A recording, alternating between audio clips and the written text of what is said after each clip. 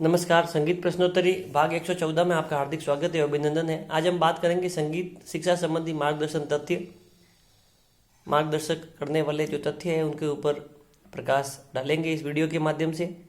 सांगीतिक अनुकूलता और परीक्षण के बाद ही विद्यार्थी को कक्षा में प्रवेश दिया जाना चाहिए, जिससे संगीत की शुद्धता और संगीत की रुचि रखने वाले विद्यार्थी ही वहाँ प्रवेश ले और वो एक अच्छे कलाकार बनकर वहाँ से निकले, अच्छे शोधार्थी बनकर, अच्छे शास्त्रकार बनकर वहाँ से निकले। ऐसा प्रयास किया जाना चाहिए। पाठ्यक्रम व्यवस्थित रूप से होना चाहिए, अधिक जटिल नहीं हो, ऐसी व्यवस्था होनी चाहिए। ऐसा प्रयास हमें सबको मिलकर करना चाहिए।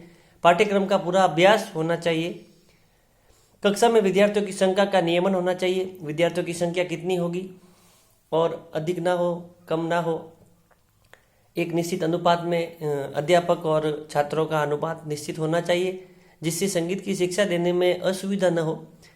माध्यमिक विद्यालयों से स्नातकोत्तर स्तर पर पाठ्यक्रम में समानता होनी चाहिए, जो वर्तमान में नहीं है। पाठ्यक्रम की समानता होनी अति आवश्यक है, जिससे भविष्य में आगे जाकर दिक्कत नहीं आए। पाठ्यक्रम में नवीनता भी होनी चाहिए, समानता भी होनी चाहिए। कुछ नए प्रयोग करके पाठ्यक्रम को सुव्यवस्थित रूप से किया जाना चाहिए। सभी विश्वविद्यालय के पाठ्यक्रम में एक रूपता होनी चाहिए। एक रूपता होने से कठिनाई नहीं होगी। विश्वविद्यालय कहीं चेंज हो जाए, कुछ भी हो जाए, तो छात्र को अध्ययन में असुविधा न हो और शोध करते समय भी असुविधा न हो। निश्चित रागें होनी चाहिए।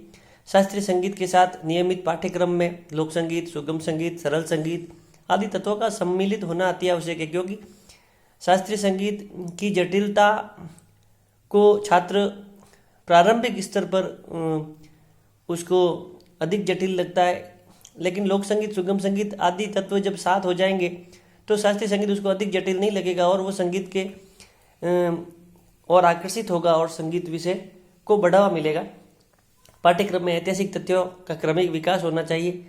प्रामाणिक तथ्य, प्रामाणिक जो कार्यक्रम है उनके ऑडियो वीडियो नियमित रूप से छात्रों को दिखाए जाने चाहिए। ऐसी व्यवस्था सरकार द्वारा या कॉलेज स्तर पर करके की जानी चाहिए। संगीत में शास्त्र पक्ष, क्रिया पक्ष के सामंजस्य का प्रयोग प्रणाली में स्पष्ट संबंध की व्याख्या का समावेश किया जाना चाहिए। संगीत विषयानुकूल परीक्षण के लिए कुछ मापदंड निर्धारित करना, जैसे गायन के लिए कंठ की अनुकूलता, ताल वाद्य के लिए लय का ज्ञान इत्यादि छात्रों को समय समय पर करवाना चाहिए।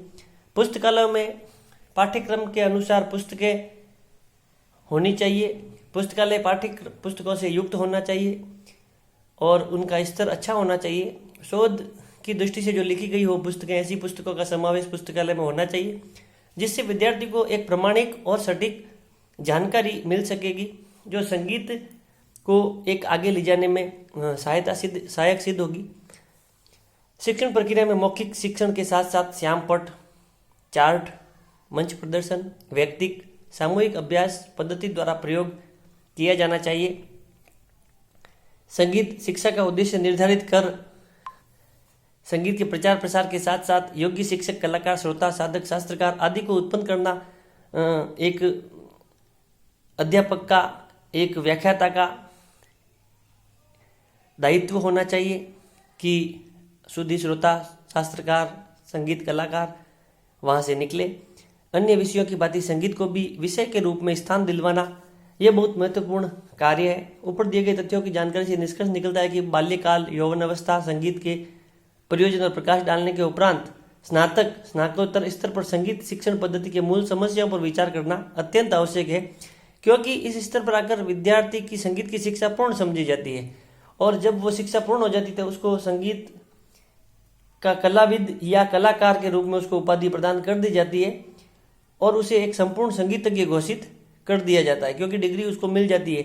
लेकिन वास्तविकता यह होती है कि डिग्री मिलने तक भी उसको संगीत की जानकारी नहीं हो पाती, जिससे ये असुविधाएं हो जाती है और योग्य व्यक्ति आगे नहीं आ पाते। तो ये समस्याएं संगीत के क्षेत्र में बहुत सारी है। उनको दूर करके जिस प्रकार भारत सरकार ने भी नई शिक्षा नीति को भी लागू किया है, तो उसी संदर्भ में संगीत को भी उन्होंने एक स्थान दिया है। संगीत के क्षेत्र में बढ़ावा, संगीत शिक्षक के रूप में नियुक्ति करने का भी आश्वासन माननीय प्रधानमंत्री महोदय ने दिया है। तो संगीत के क्षेत्र में नए प्रयोग और पाठ्यक्रम संबंधी जो परिवर्तन है या जो एक रूपता है वो करने का प्रयास किया जाना चाहिए संगीत के क्षेत्र में। आप सभी से अनुरोध है कि आप चैनल को अधिक से अधिक शेयर और सब्सक्राइब करें ताकि संगीत शुद्धिजनों तक यह बात आवश्यक रूप से पहुँचे और इसमें सुधार संबंधी कुछ नए प्रयोग संबंधी कुछ बातें निकल कर सामने आए। बहुत बहुत धन्यवाद, आभार।